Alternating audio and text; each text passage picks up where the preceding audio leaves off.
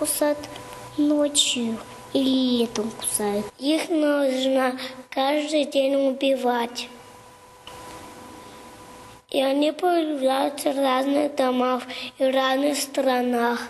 Он в воде деток рождает, и ему надо напиться крови.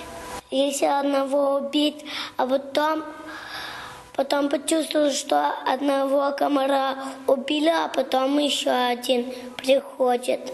Подлетает и кусает. Польза от них комаров, что от них кровь плохая уходит. Вот, и комаров надо выкидывать, чтобы они не мешали. Их надо убивать. Вот так вот. Потому что они могут высосать всю кровь. Надо просто быстро бегать и быстро ладошками дотянуться до комара и поймать вот так.